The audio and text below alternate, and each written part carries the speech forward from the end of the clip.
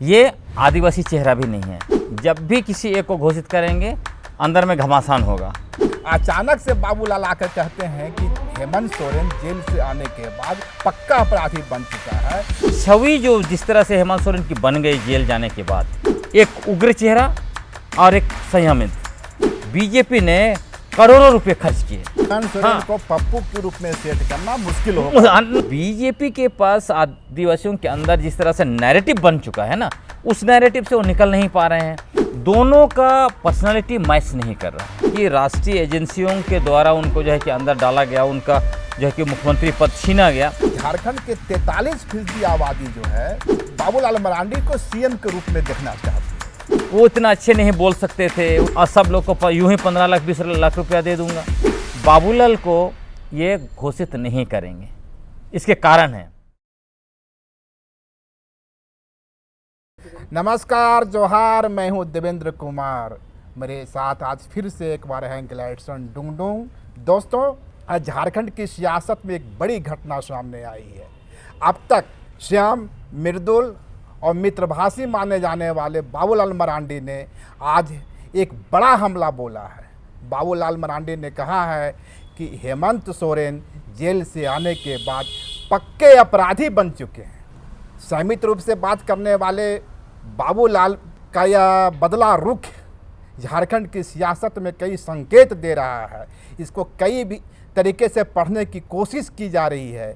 यह बाबूलाल का master stroke है या फिर बाबूलाल ने एक बड़ी सियासी चूक कर दी है। आज ग्लैडसन डुंगडुंग से कई दूसरे मुद्दों पर चर्चा करने के साथ ही इसको भी समझने की कोशिश करेंगे। तो सीधे चलते हैं ग्लैडसन डुंगडुंग के साथ पास।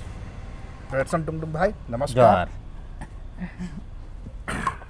ग्लैडसन भाई, आज झारखंड की सियासत में एक बड़ी हलचल देखने को मिली, एक बड़ा टर्न आउट हुआ। बाबूलाल मरांडी, जिनकी शुरुआत हुई है अटल बिहारी वाजपेयी के ज़माने में, आडवाणी के ज़माने में। ये उस दौर के नेता हैं जब भाजपा में संयमित भाषा को तरजीह दी जाती थी, और उसका एक बड़ा प्रतीक है सुषमा स्वराज, एक तेज तरार और संयमित भाषा का जाना पहचाना चेहरा। पर इस बदलते दौर में भाजपा का, जब अमित शाह और पीएम मोदी की एंट्री हुई, भाजपा कुछ बदलती नज़र आ रही है। तो क्या बाबूलाल पर भी इस बदलाव का दबाव पड़ रहा है? आखिर उन्होंने जो अब तक बसते रहे थे, अचानक से यह हमला क्यों बोला कि जेल से आने के बाद बाबूलाल, या जेल से आते हुए बाबूलाल पक्का अपराधी बनकर लौटे हैं? यह किसी और इशारा कर रहा है, और इसका राजनीतिक पहलू क्या है? देखिए, जिस तरह से झारखंड में शिवराज सिंह चौहान और हेमंत बिस्वा शर्मा जी को इलेक्शन का प्रभारी बनाया गया है, तब से अब देखिएगा एक तरह से पूरी प्रक्रिया जो है उसको ड्राइविंग फोर्स में लेने की कोशिश कर रहे हैं हेमंत बिस्वा शर्मा। अब हेमंत बिस्वा शर्मा जो है एक उग्र हिंदुत्व चेहरा के रूप में अपने आप को स्थापित कर चुके हैं देश में। जब ये दोनों शुरू में आए थे तब आपको याद होगा, इन्होंने कहा था कि हम जो है यहाँ चुनाव माननीय बाबूलाल जी के नेतृत्व में ही आगे चुनाव को लेके जाएंगे। लेकिन ये दोनों के बीच में अगर आप देखेंगे तो आपको ये पता चलेगा कि दोनों का पर्सनालिटी मैच नहीं कर रहा है। जैसे आपने कहा, एक उग्र चेहरा और एक संयमित। तो इसी बीच में आप देखिएगा जिस तरह से इनको कोल्हान टाइगर, तथाकथित कोल्हान टाइगर जो है उनको लेके आ गए, फिर मधु कोड़ा जी आए। तो जिस तरह से भाजपा में 5 एक्स सीएम आ गए, 5 एक्स सीएम के रहते फिर क्या नया स्टेटमेंट आया? हेमंत बिस्वा शर्मा ने कहा कि हमारा जो है चेहरा, बीजेपी का जो चेहरा जो होगा वो जनता होगी। तो यहीं पे हमको लगता है कहीं ना कहीं बाबूलाल मरांडी को लगा होगा कि शायद हमारा पर्सनालिटी मैच नहीं कर रहा। जिस तरह से वो अटैक करना चाहते हैं हेमंत सोरेन या पूरा इंडिया गठबंधन को, उस तरह हम नहीं कर पा रहे हैं। और मौजूदा वक्त में जिस तरह से आपने कहा कि बीजेपी का जो उग्र चेहरा है, पूरा लीडरशिप, नेशनल लीडरशिप से लेकर स्टेट लीडरशिप अलग अलग स्टेट में दिख रहा है। तो इसी में अपने आप को डालने की कोशिश इन्होंने की होगी, यही मुझे एक समझ में आ रहा है। नहीं तो अभी तक हमने इस तरह की भाषा हमने बाबूलाल मरांडी जैसे नहीं सुनी। पर इसका एक नुकसान भी तो हो सकता है, क्योंकि आदिवासी मूलवासी समाज का एक बड़ा हिस्सा जो हेमंत सोरेन को अपना नेता मानता है, पर कदापि बाबूलाल को अपना दुश्मन नहीं मानता। बाबूलाल के वैसे समर्थक जो बाबूलाल को नेतृत्व करता मानते हैं, पर हेमंत सोरेन को अपना दुश्मन नहीं मानते। तो बाबूलाल का जो ये स्टैंड है, ये चुनाव में भाजपा पर भारी भी पड़ सकता है क्या? नहीं, बिल्कुल मुझे लगता है कि होता क्या है, आपने जब अपना एक पर्सनैलिटी डेवलप कर दिया है, आम जनता के बीच में आपका एक छवि है, उसको अगर आप किसी दूसरे के कहने पर या किसी दूसरे को कॉपी कर रहे हैं, चूँकि आप वहाँ पे फिट नहीं बैठ रहे हैं, और उसमें भी आपका अटैक करने का तरीका, आप ये कहना कि जेल से जो है असली अपराधी बन के निकले हैं, तो इसका कोई बेसिस नहीं दिखता है। तो इसका नुकसान होगा, क्योंकि आप समझ लीजिए, एक तो यह साबित हो चुका है कि जो केस उनके ऊपर डाला गया था 8 एकड़ 86 डिसमिल का जो भुइहारी ज़मीन का, तो उसमें तो कोर्ट ने कह दिया कि ये सिर्फ संभावनाओं पर आधारित था। जब कोर्ट ने इतना बड़ा टिप्पणी करके उनको बेल दे दिया है, सुप्रीम कोर्ट भी ईडी गए, सुप्रीम कोर्ट ने उसको कहा कि हम हाई कोर्ट का जो निर्णय है उसी पर हम चलेंगे। ये सब कुछ होने के बाद अगर आप कहेंगे कि ये बड़े अपराधी बन के निकले हैं, तो आपको उसके लिए कुछ बेसिस दिखाना पड़ेगा ना। अभी जब से उन्होंने सत्ता संभाला है, ऐसा कुछ दिख नहीं रहा है, तो जनता इसको बहुत नकारात्मक तरीके से लेगी। मुझे लगता है इससे बाबूलाल की छवि धूमिल होगी, साथ ही साथ पार्टी को भी नुकसान हो सकता है। नहीं, एक चीज़ और भी है, जब 5 महीनों की जेल यात्रा के बाद हेमंत सोरेन वापस निकले थे जेल से, तो उनकी एक बढ़ी हुई दाढ़ी जो आज भी है, उस समय के दौर को याद कीजिए तो आदिवासी मूलवासी समाज का एक बड़ा तबका हेमंत सोरेन की उस छवि में दिसम गुरु की याद कर रहा था। अर्थात जेल जाने के बाद हेमंत सोरेन के जो लोकप्रियता है उसमें कमी नहीं, एक उछाल आया था, और वो उछाल लोकसभा चुनाव में परिणाम के रूप में देखने को मिला। ठीक विधानसभा चुनाव के पहले बाबूलाल कहते हैं कि जेल से पक्का अपराधी बनकर लौटे हैं, तो ये तो एक सेल्फ गोल नजर आ रहा है। बिल्कुल, देखिए इसके पीछे मुझे ये समझ में आ रहा है दूसरी बात कि शायद ये छवि जो जिस तरह से हेमंत सोरेन की बन गई जेल जाने के बाद, और ये साबित हो गया कि उन पर जो है कि झूठा केस लगाया गया था, और पूरा जो है कि राष्ट्रीय एजेंसियों के द्वारा उनको जो है कि अंदर डाला गया, उनका जो है कि मुख्यमंत्री पद छीना गया, तो जो इमेज बन गया ना, उस इमेज के सामने हमको लगता है कि ना सिर्फ बाबूलाल मरांडी बल्कि बीजेपी के जो X5 चीफ मिनिस्टर हैं या फिर दूसरे भी और लीडरशिप है, शायद वो खड़े नहीं हो पा रहे। हो सकता है ये बाबूलाल जी का अपना ना हो, ये पूरा राष्ट्रीय स्तर पर ही ये पूरा एक रणनीतिक हमला हो सकता है। मैं इसलिए कह रहा हूँ, आप देखिएगा कि एक समय में राहुल गांधी का इमेज को डैमेज करने के लिए बीजेपी ने करोड़ों रुपए खर्च किए, पूरा मीडिया को लगाया और क्या से क्या उनको पप्पू इमेज बना दिए। लेकिन आज के समय में पप्पू से वो जो है कि कहाँ से कहाँ वो पहुँच गए। तो एक्चुअली बीजेपी का एक नैरेटिव और इमेज डैमेज रहा है, तो उसी का एक हिस्सा होगा। लेकिन मुझे नहीं लगता है कि इस समय अगर आप ऐसे बोलेंगे, अगर राहुल गांधी और इसकी तुलना करेंगे, तो राहुल गांधी एक समय में ठीक है, वो इतना अच्छे नहीं बोल सकते थे, उतना अच्छा एनालिटिकल पावर उनके पास शायद उस समय पॉलिटिकल नहीं था, तो उसको पप्पू इमेज में सेट कर सके वो, लेकिन इनको नहीं कर सकते हैं। हेमंत सोरेन को पप्पू के रूप में सेट करना मुश्किल होगा। न तो इनको ये दिखाने की कोशिश कर रहे हैं कि वो जिस तरह से अपना शिबू सोरेन का इमेज में आए, तो उनका छवि को लेकर अपराधी बन गए, तो उनको उस मतलब वो एक उसमें फिक्स करना चाह रहे हैं, है ना। लेकिन मुझे लग रहा है कि ये नहीं होगा, क्योंकि आमतौर पर देखिए उनकी एक अलग इमेज बन गई। इसलिए मैं कहता हूँ कि इनको चाहिए था कि यहाँ के लोगों को समझना, और पिछला इंटरव्यू में आपको मैंने बताया भी है कि बीजेपी के पास आदिवासियों के अंदर जिस तरह से नैरेटिव बन चुका है ना, उस नैरेटिव से वो निकल नहीं पा रहे हैं, और हेमंत सोरेन की छवि निरंतर आगे बढ़ती जा रही है। और आपको याद होगा आज योगेंद्र यादव जी का इंटरव्यू आया है, जिसमें उन्होंने स्पष्ट कहा है कि ये जो आदिवासी इलाके हैं वहाँ जेएमएम की जो पकड़ है और मजबूत हुई है, तो उनको लग रहा है कि अब हम कहीं के रहेंगे नहीं, तो कोई ना कोई अंत में इमेज को टारगेट कर रहे हैं। लेकिन हमको लगता है आपने ठीक ही बोला, हो सकता है ये बहुत ज़बरदस्त सेल्फ गोल हो सकता है। नहीं, इस चीज़ को एक और भी नज़रिए से देखने की कोशिश की जा सकती है। पिछले 72 घंटों से या 3 से 4 दिनों से जेएमएम की ओर से एक सवाल उछाला जा रहा है और वो सवाल जो है एक चैनल के सर्वे पर आधारित है।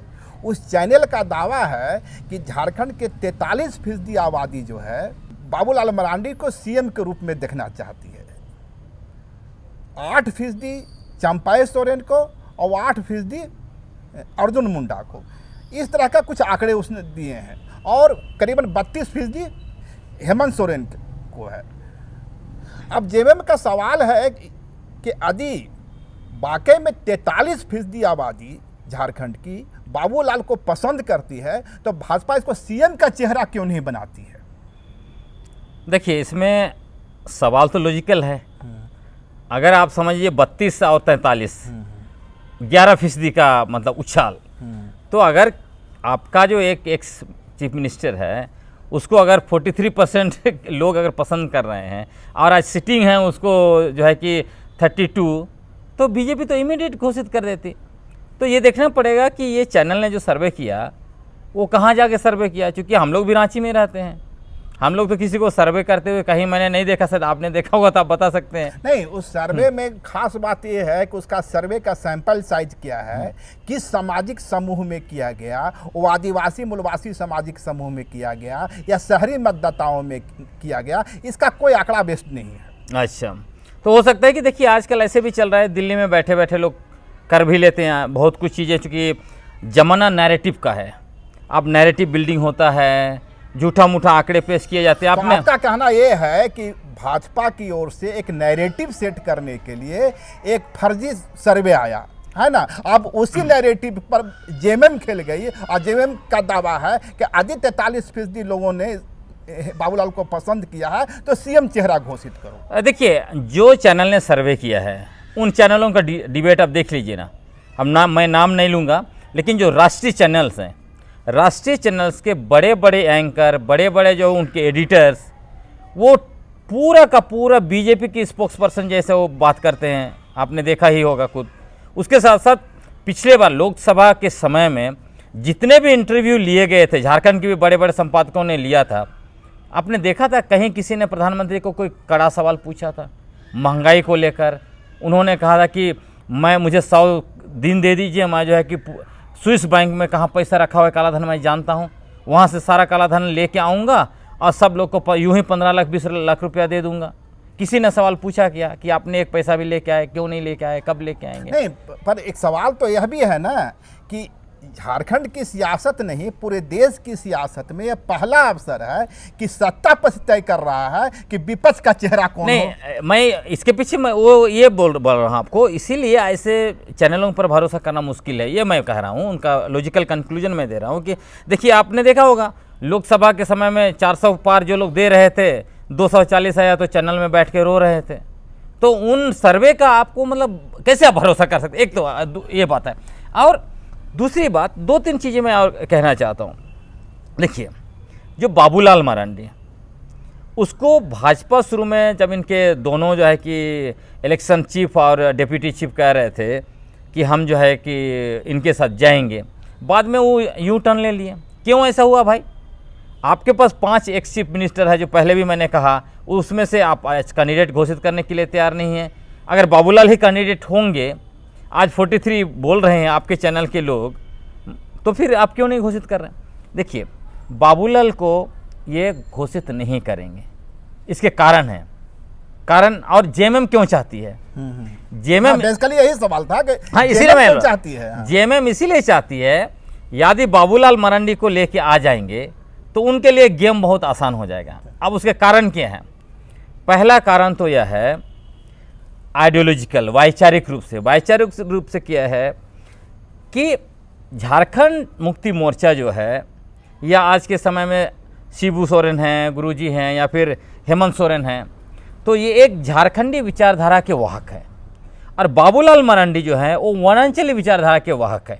आपको याद होगा जब झारखंड मूवमेंट के समय में उन्होंने वनांचल की मांग की थी, उनको तो झारखंड नाम ही पसंद नहीं था।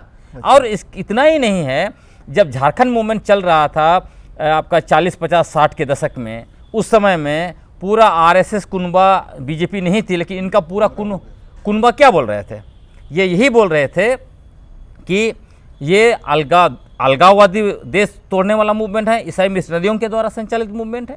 और बाद के दिनों में जब झारखंड बनने की बात आई 90 के दशक में, तब भी ये लोग झारखंड शब्द को एक्सेप्ट नहीं किया, झारखंड मूवमेंट को एक्सेप्ट नहीं आपका कहना है कि बाबूलाल मरांडी मूलतः बाबूलाल मरांडी जो है मूलतः झारखंडी चेहरा नहीं है, झारखंडी चेहरा नहीं है। उसके साथ साथ और क्या नहीं आपको बताता हूँ, ये आदिवासी चेहरा भी नहीं है। उसका कारण क्या है क्यों आदिवासी चेहरा नहीं है? आदिवासी मुद्दे भी नहीं समझते हैं। आपको मेरा खुद का अनुभव है, मैं वनाधिकार पर किताब लिखा था, उनको मैं बुलाया था, उन्होंने कहा ये वनाधिकार क्या होता है। उसके बाद लैंड बैंक बनाया रघुवर दास ने, उस समय मैं पूरा दस्तावेज लेके उनको मैंने दिया कि आप इसको मुद्दा बनाइए, उठाइए। वो बोलते ये लैंड बैंक क्या है।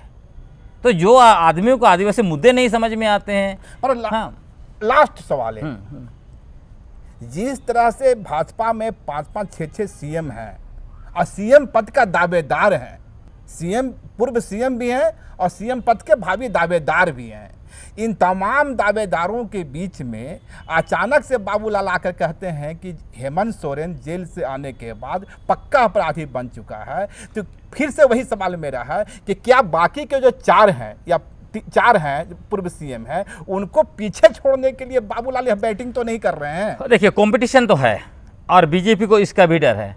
ये 5 में से जब भी किसी एक को घोषित करेंगे, अंदर में घमासान होगा और घमासान होने के साथ एक दूसरे को भी लड़ाएंगे, मतलब एक दूसरे के खिलाफ भी वो लोग काम करेंगे अंदर। और आपको पता होगा 14 में भी काम हो, इसीलिए ये अर्जुन मुंडा हारे थे। वो सब चीज़ें खेल अंदर बहुत ज़बरदस्त है। चलिए, बहुत बहुत धन्यवाद गलेटसन।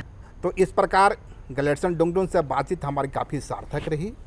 अपने दर्शकों से हम अपील करना चाहेंगे, यदि आप वाकई हमारे कार्यक्रम से को पसंद करते हैं, हमारी इस चर्चा को पसंद करते हैं, हमारे प्रोग्राम को पसंद करते हैं, हम जिन इशुओं का चयन करते हैं, जिन विषयों का चयन करते हैं, उसको आप सार्थक रूप से लेते हैं, तो हमारे चैनल को सब्सक्राइब करें, अपने दोस्तों मित्रों के साथ हमारे इस प्रोग्राम को शेयर भी करें। धन्यवाद।